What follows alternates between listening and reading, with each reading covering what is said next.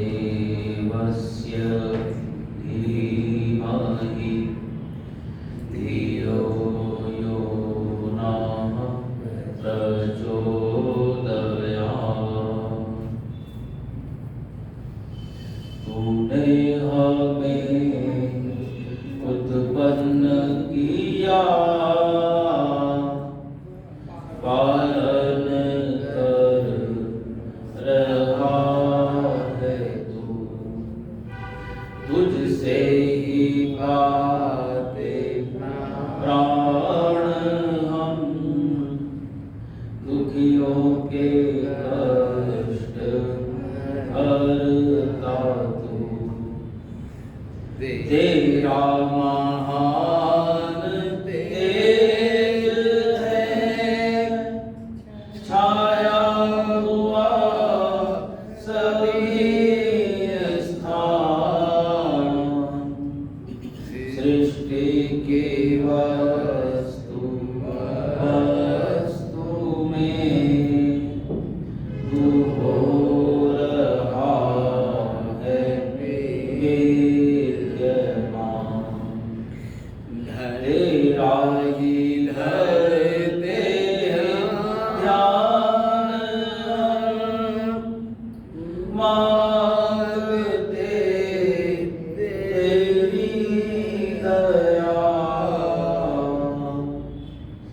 ईश्वर हमारी बुद्धि को श्रेष्ठ मार्ग पर चला। दाता हमारी बुद्धि को श्रेष्ठ मार्ग पर चला। ओम भूर्भुवः स्वः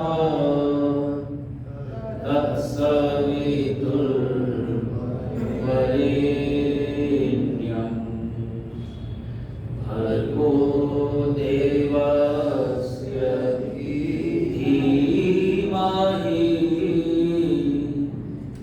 धियो यो नः प्रचोदयात्। ओम भूर्भुवः स्वः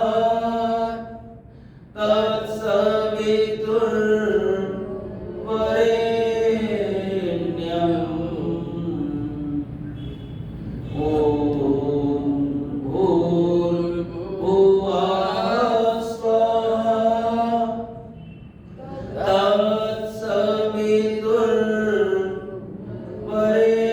तत्सवितुर्वरेण्यं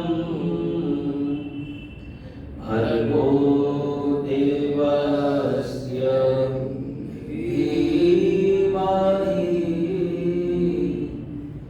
धियो यो नः प्रचोदयात्। भर्गो देवस्य धीमहि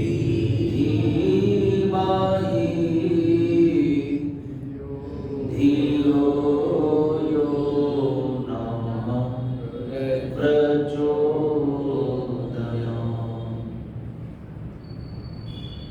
धर्म प्रेमी सज्जनों, वंदनीय मातृशक्ति, आज हम सभी यहाँ पर महर्षि दयानंद और आर्य समाज का संदेश प्राप्त करने के लिए आए हैं। 1875 में मुंबई में महर्षि दयानंद सरस्वती जी ने कुछ सज्जनों के बहुत समय से किए जा रहे अनुरोध को स्वीकार किया कि क्यों न आर्यों को, हिंदुओं को संगठित किया जाए और इनको जो अपनी स्वच्छ परंपराएं हैं, वैदिक परंपराएं हैं, उनका पालन करना सिखाया जाए। ये संगठित होकर के सभी ईश्वर को प्राप्त करें, धर्म, अर्थ, काम, मोक्ष को प्राप्त करें। तो इस प्रयोजन के लिए, तो इस सब को प्राप्त करने के लिए देश भी अच्छा होना चाहिए, समाज भी अच्छा होना चाहिए, परिवार भी अच्छे होने चाहिए। तो इसीलिए उन्होंने आर्य समाज की स्थापना की कि सब लोग, हम लोग धर्म को, अर्थ को, काम को और मोक्ष को प्राप्त कर सकें। वैदिक संध्या में भी महर्षि दयानंद ने समर्पण वाक्य लिखा, हे ईश्वर, बोलिए, हे ईश्वर, दयानिधे, दयानिधे, हे ऐश्वर्यों के स्वामी, हे ऐश्वर्यों के स्वामी, दया के सागर, दया के सागर, भगवत कृपयानेन, बहुत कृपयानेन, आप अपनी कृपा से, आप अपनी कृपा से, जपोपासनादि कर्मणा, जप उपासनादि कर्मणा, जप उपासना आदि कर्मों के द्वारा, उपासनादि कर्मों के द्वारा हमें धर्मार्थ काम मोक्षाणाम, धर्मार्थ काम मोक्षाणाम, धर्म अर्थ काम मोक्ष को, धर्म काम मोक्ष को सत्य सिद्धि भवेत् न, न, हमें आज ही सिद्ध करा दो। तो आगे की बात नहीं है, जो चाहिए अभी चाहिए ना, क्यों जी? हाँ जी। आज अगर हमें भूख लगी है तो भोजन अभी चाहिए क्या या कल को चाहिए? अभी चाहिए। अगर कोई कमी है हमारे पास, किसी भी चीज की कमी हो, पैसे की कमी हो, खाने की कमी हो, प्यास लगी हो, पानी की कमी हो घर में, क्यों? तो उसका उपाय अभी करना चाहिए कि नहीं? शिमला में बर्फ पड़ रही है और वहां पर इतनी बर्फ है। आज मैं पिक्चर देख रहा था, फोटो देख रहा था, एक समाचार। तो एक बिजली विभाग को, जल विभाग का कर्मचारी बेचारा पहाड़ी पर इतनी बर्फ में धंसता वो 300 परिवारों में पानी नहीं जा रहा था। तो वो धंसता जो है उसको पाइपलाइन को ठीक करने गया और ठीक करके आया तो सबकी सप्लाई हो गई शुरू। तो उसका भी वायरल हो रहा है वीडियो कि भाई देखो ऐसे भी लोग हैं जो लोगों की सेवा कर रहे हैं।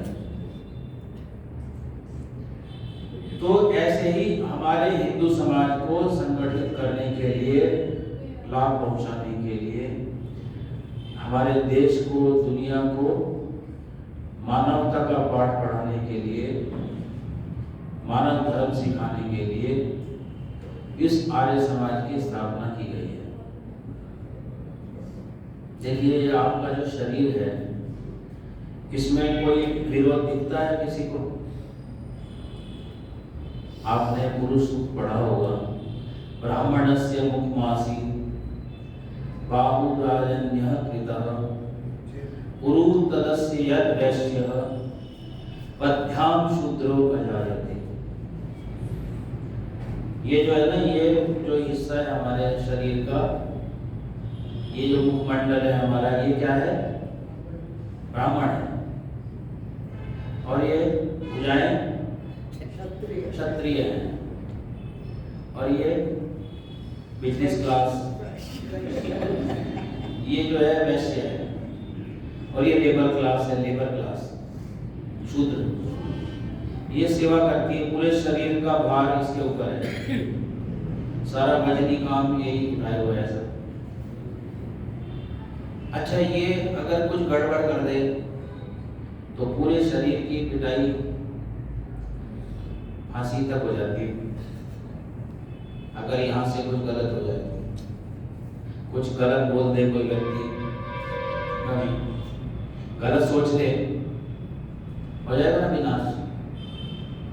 एक व्यक्ति दुनिया का गलत सोच ले तो कितनी हानि है, जहां जहां भी वो है। अगर वो गलत संकल्प कर ले, देख लो आप कितने युद्ध हो रहे हैं दुनिया में। तो ये असीम संकल्पों का दुष्परिणाम है। तो व्यक्ति के संकल्प है ना, इसमें मन बैठा हुआ है हमारा। तो हमारा दिमाग ठीक होगा तो हमारी बुद्धि अच्छी होगी तो हमारे संकल्प भी शिव होंगे, शुभ होंगे। बोलते हैं ना शिव शिव बोलो, शुभ शुभ बोलो। तो हमारे संकल्प कब शुभ होंगे? जब हमारी बुद्धि शुद्ध होगी। बुद्धि किसे कहते हैं? बुद्धि या दिमाग कहो, अकल कहो, एक ही बात है। मोटी भाषा में अकल दिमाग कहते हैं, सूक्ष्म भाषा में बुद्धि कहते हैं, और भी सूक्ष्म भाषा में इसको क्या कहते हैं? ज्ञान। तो हमारा ज्ञान शुद्ध होगा तो हमारे कर्म शुद्ध होंगे। और कर्म करने के हमारे पास 3 साधन हैं। मन, बोलिए, वाणी, शरीर। तो हम जो भी सुबह से लेके रात तक सोचते रहते हैं वो मानसिक कर्म कर रहे होते हैं। जो भी वाणी से बोल रहे होते हैं वो हमारे वाचनिक कर्म संचित हो रहे हैं। और जो भी हम इंद्रियों से, शरीर से कर रहे हैं वो हमारे शारीरिक कर्म संचित जुड़ रहे हैं। तो इसलिए जिसको ये ज्ञान हो गया कि भाई मैं जो भी कुछ करूँगा, और उसको क्या करना है, कर्मों को ठीक करने के लिए अपने ज्ञान को ठीक करना पड़ेगा। अपने आचरण, आचरण का क्या अर्थ है? व्यवहार। व्यवहार, बिल्कुल सही बात। तो मोटी भाषा में व्यवहार कहते हैं और सूक्ष्म भाषा में उसको आचारः परमो धर्मः, आचरण ही परम धर्म है। तो आप इस धर्म संस्था में बैठे, इसलिए हमको क्लियरिटी होनी चाहिए, स्पष्टता होनी चाहिए कि ईश्वर जब तक हमारी बुद्धि में नहीं बैठेगा तब तक हमारे सारे कर्म शुद्ध नहीं होंगे। और हम सोच क्यों रहे हैं कि हर चीज पर थोड़ा प्रश्न किया करें तो हमारी बुद्धि और खुलेगी। तो हम लोग कर्म क्यों करते हैं? मन से क्यों सोचते हैं, वाणी से क्यों बोलते हैं, और शरीर से चेष्टाएं, क्रियाएं, कर्म क्यों करते हैं इंद्रियों से? बताइए क्या प्रयोजन है हमारा?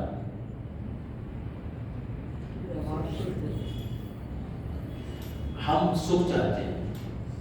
हम क्या लेना चाहते हैं? सुख। और किससे छूटना चाहते हैं हम? दुख से। और स्वामी जी आपको समझा के गए हैं कितने दुखों से छूटना चाहते हैं? सब दुखों से। और कितना सुख चाहते हैं? 100% सुख, पूर्ण सुख चाहते हैं। तो पूर्ण सुख यहाँ पर है इस दुनिया में। कोई चीज आपको पूरी तरह सुखी कर सकती है, कोई बच्चा, कोई पति, कोई पत्नी, कोई धन संपत्ति, कोई सम्मान, कोई पद प्रतिष्ठा, कोई भी चीज आपको पूर्ण सुखी कर सकती है जी? दुनिया में कोई आपको पूरा सुखी नहीं कर सकता, कोई भी वस्तु, कोई भी व्यक्ति। तो ये स्थिति है मोक्ष की स्थिति। तो ये हमारा अंतिम लक्ष्य है। और शन्नो देवी रविष्टय आपो भवन्तु पीतये संयोरभिस्रवन्तु न। ये संध्या के पहले मंत्र में हम प्रतिज्ञा मंत्र बोलते हैं इसको। एक तरह से इसमें प्रतिज्ञा की जाती है कि हे परमात्मा हमें अभीष्ट सुख, मतलब जो सुख हमें चाहिए, सांसारिक सुख, वो हमें दीजिए, जो संसार में चाहिए, खाने कमाने के लिए, जीने के लिए साधन सुविधाएं। और इसके अलावा हमें आपः भवन्तु पीतये, हमें आप सर्वव्यापक परमेश्वर, सब जगह उपस्थित परमात्मा पूर्ण आनंद, पूर्ण सुख भी दीजिए, मोक्ष भी दीजिए। मोक्ष कहाँ है जी? मोक्ष, मोक्ष स्वामी जी से बहुत सुना आपने। मोक्ष कहाँ पर है? सबका ध्यान ऊपर ही जाता है मोक्ष सुनते ही। ईश्वर को ही मोक्ष कहते हैं, आप सब लीजिए। हमारे गुरु जी समझाया करते थे सत्यपति कि ईश्वर ही मोक्ष स्वरूप है, ईश्वर प्राप्ति ही मोक्ष की प्राप्ति है। क्योंकि संसार तो आपको प्राप्त है ही, ये जो दिख रहा है आपको, ये तो आपको प्राप्त हो चुका। इसके सारे भोग, इसके सारे सुख सुविधाएं, साधन सब हमारे पास है। लेकिन इसके साथ साथ व्यक्ति जीव भी आपको प्राप्त है, क्यों जी? है ना जीव प्राप्त? तो दो चीज तो है प्राप्त, तीसरी चीज प्राप्त करनी है। प्राप्ति का क्या अर्थ है?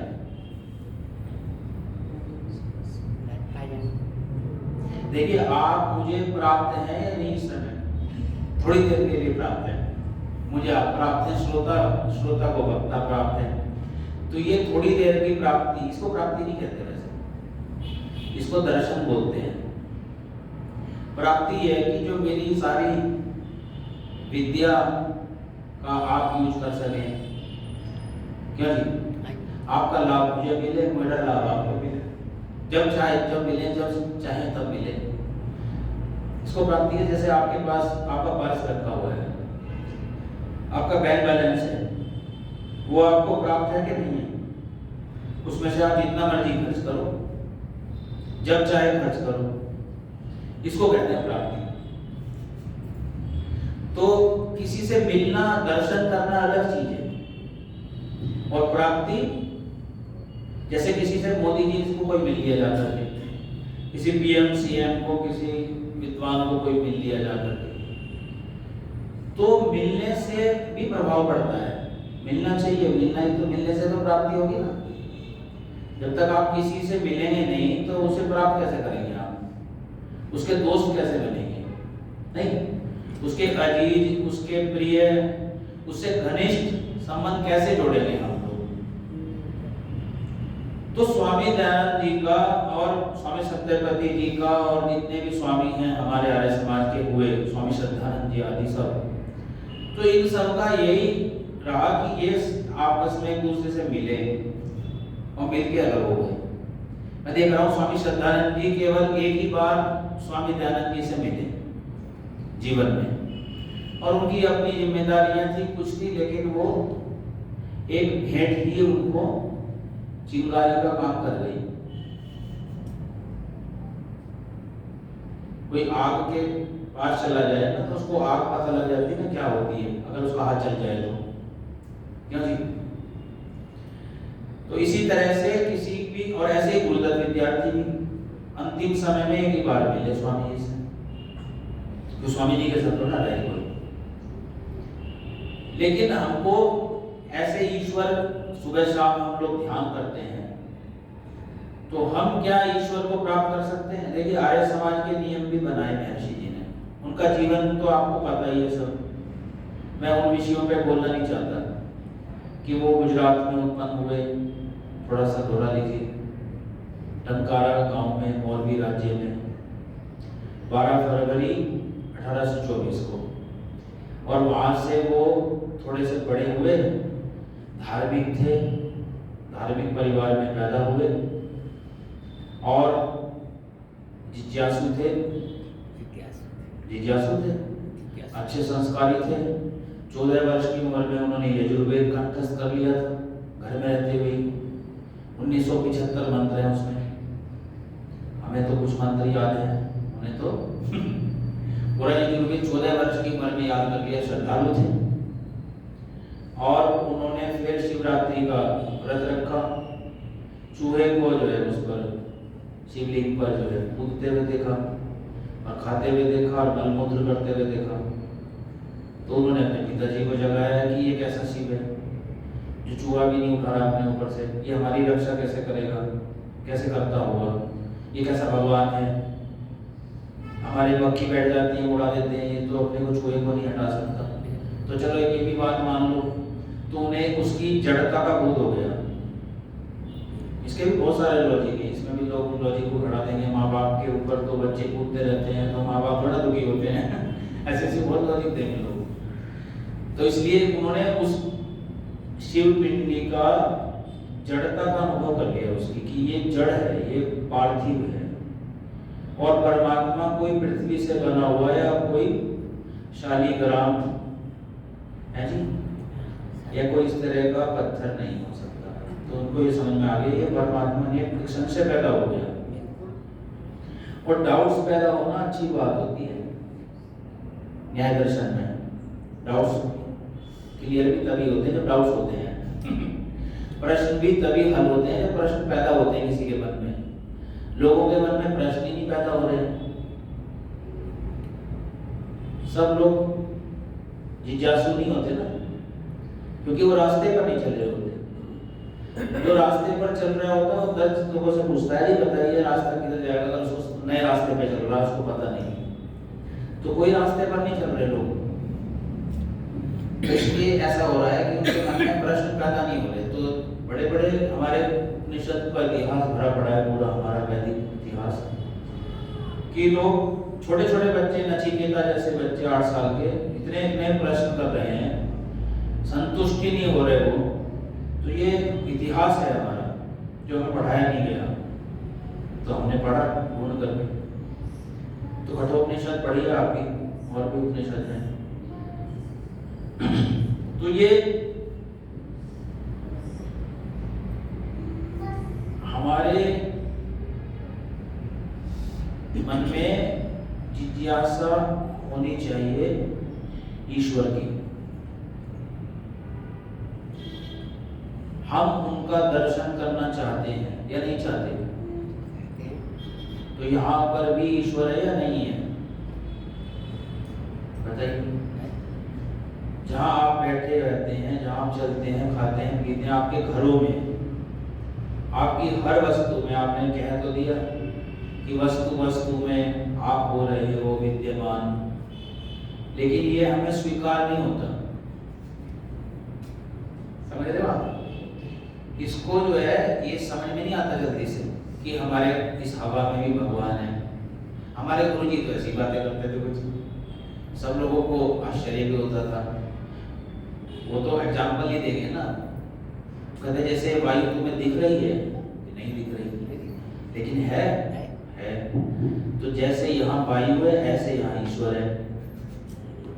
और ये वेदों में लिखा है, शास्त्रों में लिखा है जी। और ये हमारे आत्मा में भी है, जो हम ध्यान करने बैठे हैं, तो ये सब चीजों में जो ईश्वर है, ये वहां भी है। तो वहां मुझे ये अनुभव होता है,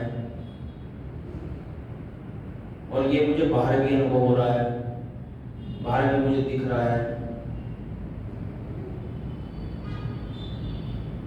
तो विवेकानंद जी से मैंने पूछा भी है कि आपको ईश्वर कैसे, आप दिन भर कैसे ईश्वर परिधान में रहते हैं? तो वो कहने लगे जैसे अब दिन हो रहा है ना, तो आपको बार बार दोहराना पड़ता है क्या दिन है, दिन है, दिन है। तो आपको रहता है ना कि मैं दिन में ही काम कर रहा हूँ, दिन में चल रहा हूँ, खा रहा हूँ, पी रहा हूँ, जी रहा हूँ। ऐसे रात हो जाती है, जब अंधेरा हो जाता है, तो आपको लगता है ना अंधेरा हो गया, रात है, तो दोहराना तो नहीं पड़ता ना।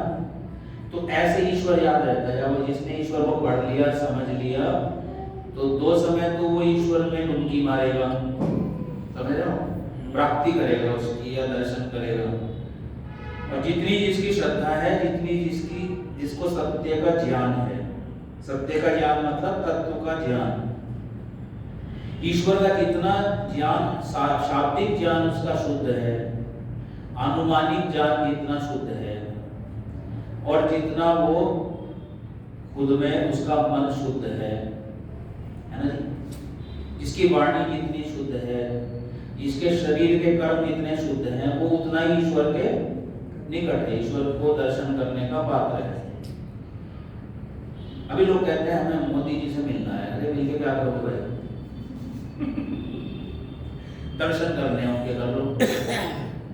दर्शन भी हो गए आते हैं लोगों को, क्या लाभ है उससे?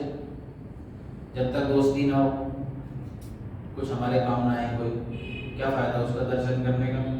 दर्शन भी कर लिए, मिल भी लिए, तो प्राप्ति होना बहुत महत्वपूर्ण है। किसी भी चीज की प्राप्ति, किसी व्यक्ति की प्राप्ति, ऐसे ही ईश्वर की प्राप्ति भी बहुत जरूरी है।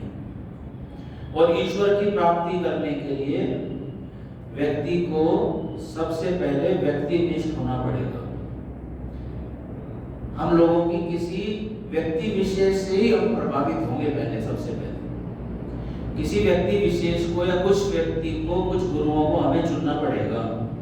और स्वामी जी ने देखो अपने जीवन में मूर्ति की जड़ता को अनुभव कर लिया और शरीर की जड़ता को बहन की मृत्यु से, चाचा की मृत्यु से अनुभव कर लिया। और फिर वो उनका विवाह की तैयारी होने लग गई तो उन्होंने देखा ये पत्नी का शरीर भी तो जड़ी है ये मुझे काहे को बांधने लग रहे हैं। तो वो इससे भी उसकी जड़ता को भी उन्होंने, जब प्रत्यक्ष से ही तो अनुमान होता है ना, तो प्रत्यक्ष की कर लिया था तो उसका भी अनुमान कर लिया कि मैं इस अपनी शरीर की जड़ता से दुखी हूँ, परेशान हूँ, तो मैं ये जड़ संसार से मुझे पसंद नहीं है, नचिकेता की तरह। तो उन्होंने फिर जो है घर छोड़ दिया, पकड़ लाए पिताजी मेले से सिद्धपुर के, फिर वो भाग गए उनके जंगल से। और फिर वो पूरे हिमालय में घूमते रहे, योगियों से ऐसे बर्फ में बैठे रहते थे, कहीं कहीं तपस्वी योगी गुफाओं में, तो उनसे सबसे योगाभ्यास सीखते रहे वो। बढ़िया उनके जीवन चरित्र को मैंने पढ़ा है दोनों, वो लेखराम जी का और देवेंद्रनाथ मुखोपाध्याय जी का। उनके पास किराया नहीं होता था, वो फिर भी मांग करके घूमते थे और महर्षि जी का जीवन लिखते थे, घटनाएं कहाँ क्या क्या घटी, ऐसे भी दीवाने हैं। तो व्यक्ति निष्ठा थी ना। तो ऐसे ऐसे लोग फिर वहां उनको मिले उनको, और फिर उनको पूर्णानंद जी मिले, एक क्रांतिकारी योगी सन्यासी। उन्होंने कहा मेरा एक शिष्य है बिरजानंद करके, स्वामी बिरजानंद मथुरा में रहता है, प्रज्ञा चक्षु है, वो ब्लाइंड है, लेकिन वो व्याकरण के धुरंधर विद्वान है। उनसे तुम पहले व्याकरण पढ़ो और फिर ये सारे वेद दर्शन उपनिषद ये सारी विद्याएं पढ़ो, रामायण महाभारत गीता आदि, फिर तुमको बोध होगा कि ईश्वर क्या है, नहीं तो ऐसे भटकते रहोगे। तो उन्होंने फिर ये शास्त्र पढ़े, व्याकरण पढ़ी और सारे शास्त्र पढ़े। तो आज वो पढ़ करके फिर उन्होंने ये ग्रंथ भी लिख दिया हमारे लिए। उनको सब समझ में आ गया भाई ईश्वर जो है बिना विद्या के प्राप्त नहीं होता। इसलिए उन्होंने आर्य समाज के नियम में लिख दिया, जो जो ईश्वर प्राप्ति के नियम है ना, वो ये 10 नियम हैं। इनमें सबसे पहले तो ईश्वर का स्वरूप बता दिया पहले नियम में, महर्षि दयानंद ने। पहले 28 नियम लगभग बनाए थे, वो ज्यादा डिटेल में थे, तो उन्होंने फिर इसका संक्षिप्तीकरण कर दिया 10 नियमों में, उनको विनियोग कर दिया, उनका समाहित कर दिया उनको, और लिखा सब सत्य विद्या। इस दुनिया में जितनी भी सत्य विद्याएं हैं, सच्ची विद्याएं हैं, जो आप पढ़ रहे हैं यूनिवर्सिटी कॉलेजेस में, space science, medical science, biology, physics, और ये सारी विद्याएं जितनी भी हैं किसी भी भाषा में है, सृष्टि को देख करके बुद्धिजीवियों ने लिखी हैं, या फिर वेद पढ़ करके, या फिर विद्याएं पढ़ करके। तो ये जितनी भी सच्ची विद्याएं हैं, ये सब क्या है, इनका आदि मूल ये सब परमेश्वर की ही सृष्टि की विद्याएं हैं, उसी की ही दिमाग से सब पढ़ रहे हैं। ये जितना भी डेवलपमेंट है ना,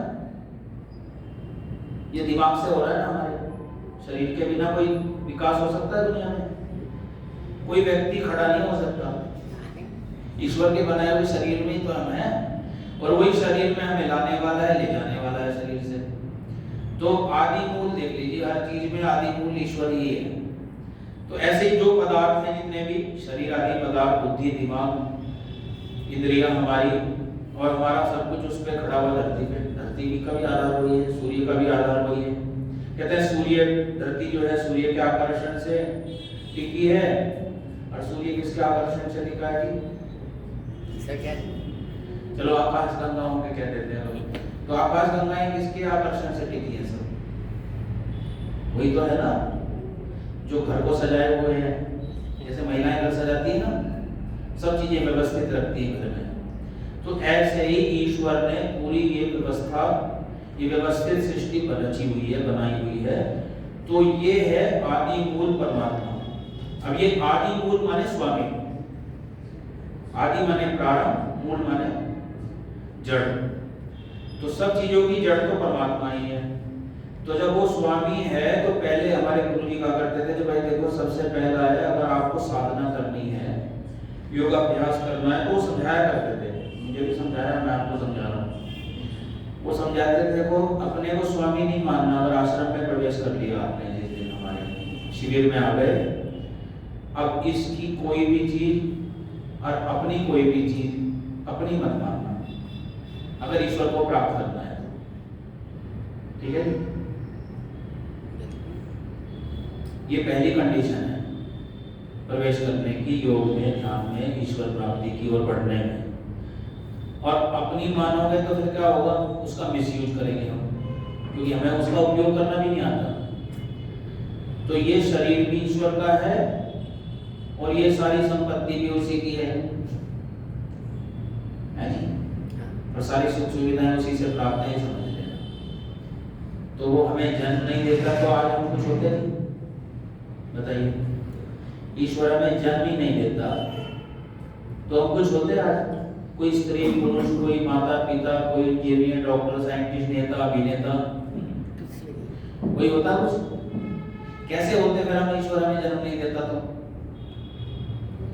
जैसे ईंट पत्थर पड़े रहते हैं वैसे होते हैं। ईंट पत्थर पड़े रहते हैं सड़कों पे, इधर उधर मैदान में, या कोई बेहोश कर दे हमको, बेहोशी का इंजेक्शन लगा दे, तो तब अच्छे हैं या अब अच्छे हैं? बताइए, अब अच्छे हैं ना? अब आप ईश्वर के बारे में जान रहे हैं, आपको अपने धर्म के बारे में जान रहे हैं, मुझे क्या करना चाहिए, क्या मुझे लेना है, क्या मुझे नहीं लेना है, ये सब हमको स्पष्ट होना चाहिए।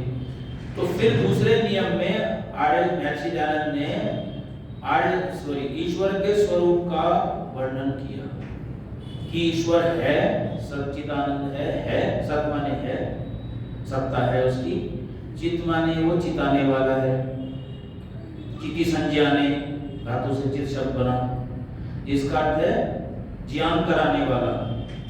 कराता है ना आपको ज्ञान, हमें पता ही नहीं कौन सा काम अच्छा कौन सा बुरा, और वो अंदर से प्रेरित करता है कि ये काम मत कर, भय शंका लज्जा पैदा करता है बुरे काम करते समय, और अच्छे काम करते समय आनंद, आत्मा में आनंद, उत्साह, निर्भयता, निशंकता कर देता है कि कर ले, पीठ थपथपा देता है, मुझे कर रहा है ना देखो अंदर से कि आपको मैं ये बताऊं विद्या, क्यों जी, अब मुझे उत्साह दे रहा है, तो यहाँ भगवान है, यही उसका लक्षण है, भगवान की क्रिया ही उसका लक्षण है,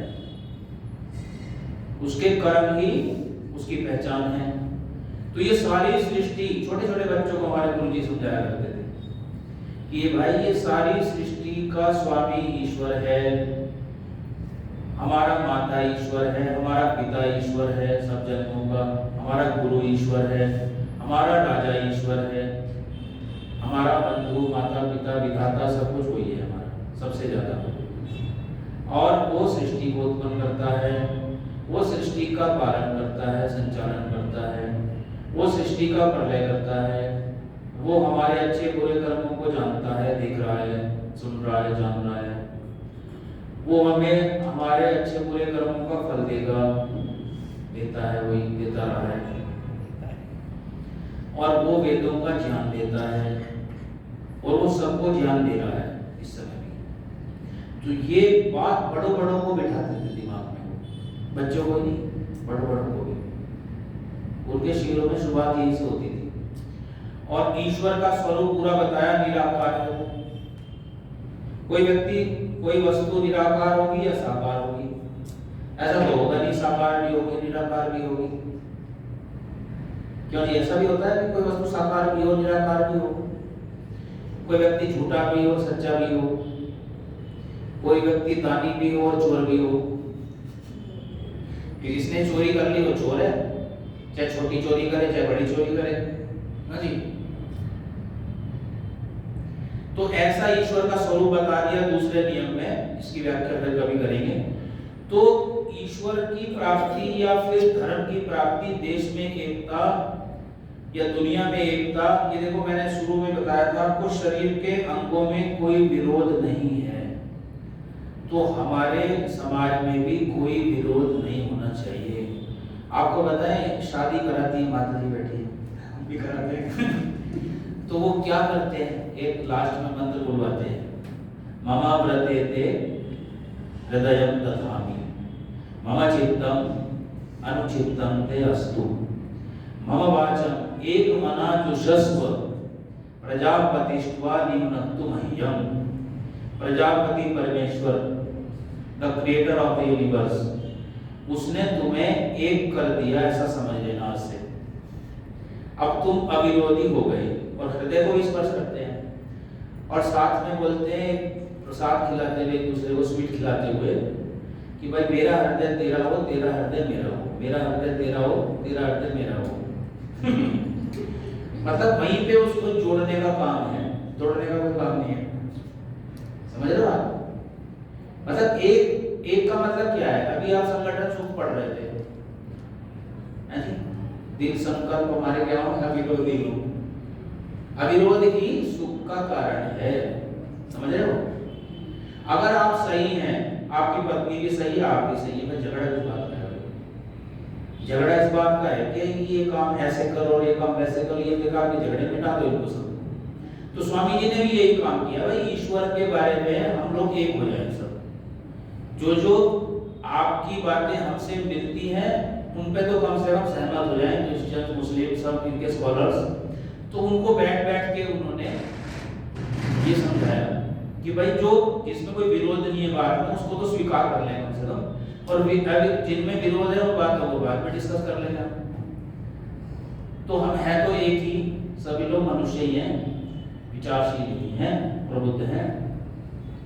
तो हमको ये समझना है कि जैसे इस शरीर के अंगों में, शूद्रों में, इसके पैरों में, हाथों से, पेट से, मुंह से, सिर से कोई विरोध नहीं है, ऐसे ही हमारे शरीर, हमारे समाज के जितने भी अंग हैं, ब्राह्मण है, कोई क्षत्रिय है, कोई बिजनेसमैन है, कोई लेबर क्लास वाला सेवक है, हमारा सर्वेंट है, तो इन सब में आपस में एक मिल करके संगठित होकर के काम करें,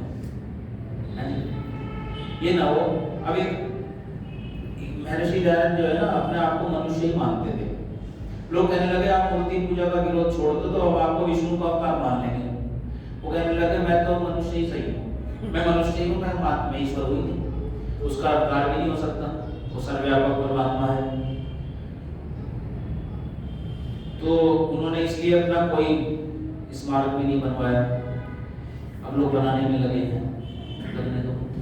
तो उन्होंने कहा भाई मेरी पूजा शुरू हो जाएगी, मेरी समाधि की पूजा, ये सब मेरी समाधि मत बनाना था।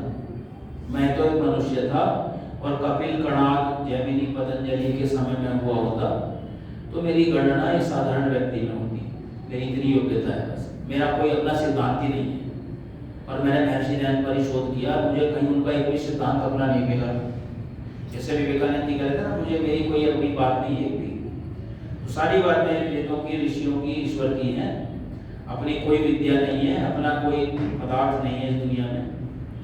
तो ऐसी बुद्धि हो जाती है व्यक्ति की, तो अविरोधी बुद्धि।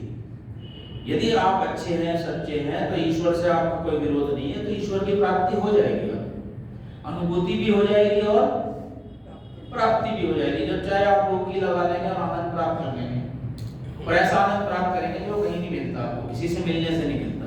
फिर व्यक्ति को बैठने में आनंद आने लगता है, हाँ, उसको जप करने में आनंद आने लगता है, उसको गायत्री मंत्र पुराना नहीं लगता फिर ये तो हमें आता है, ये क्या, ये तो हमें आता है, ऐसे नहीं होता। फिर वो आप कोई जप करने लगेंगे, उसका सारा जप कर रहे हैं। देखो आर्य समाज के दूसरे नियम में सबसे बड़ा नियम यही है, ईश्वर ही दुनिया में जपने योग्य है। और अब क्या जप रहे हैं? सुबह से, सुबह उठते क्या जपते हैं? मेरी चप्पल कहाँ है, मेरे कपड़े कहाँ है, मेरा नाश्ता कहाँ है, मेरा खाना कहाँ है, मेरा ऑफिस कहाँ है, मेरी चाबी कहाँ है। तो सब चीजों की उपासना कर रहे हैं, सब चीजों का नाम ले रहे हैं, ईश्वर का नाम नहीं ले रहे। तो बताओ, जिसका नाम ले ही नहीं रहे, आप तो नाम ही नहीं ले रहे, तो प्राप्त कैसे करेंगे उसको? किसी को पुकार ही नहीं रहे हैं आप, नाम ही तक ही नहीं ले रहे, उसका नाम ही स्मरण भी नहीं कर रहे, तो कैसे मिलेगी वो चीज हमें? तो इसलिए ईश्वर को जपे, और ये जपने के पूरा ईश्वर को प्राप्ति करने का विधि विधान सारा इन नियमों में है कि भाई जो कुछ इनकी व्याख्या फिर कभी कर लेंगे, समय हो गया है।